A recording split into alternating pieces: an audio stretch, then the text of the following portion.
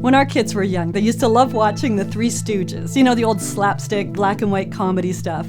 When Larry wanted Curly and Moe to see something or stop doing something, he'd just pick up something on the ground around him and whack them over the head. They thought that was hilarious, but the thing that I seemed to notice was it certainly didn't seem to help the situation, and it certainly didn't seem to help the relationship. There's a wonderful verse in Matthew, chapter 10, verse 16. Jesus is sending out his disciples, and he tells them to go out and be as wise as serpents and gentle as doves.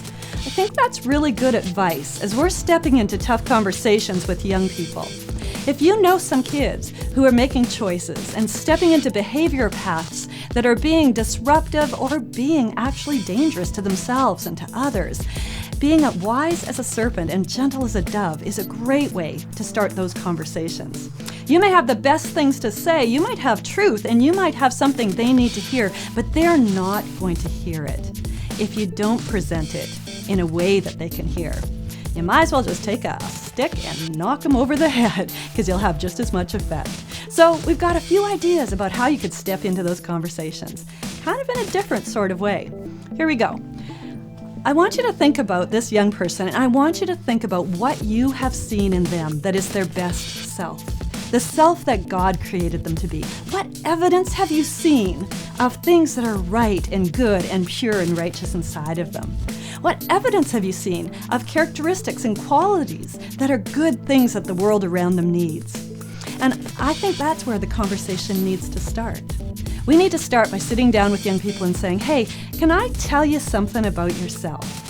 And give them the picture that we believe that God has of them. You can't just throw a bunch of fluff out there. They're going to see right through it. Be specific. 2 or 3 things that you have seen that actually give you evidence to believe that they possess character qualities that are of God. Then you take those 2 or 3 things and you say to them, but here's the thing. I know this, but I'm seeing this. Can you help me figure out how those 2 things go together?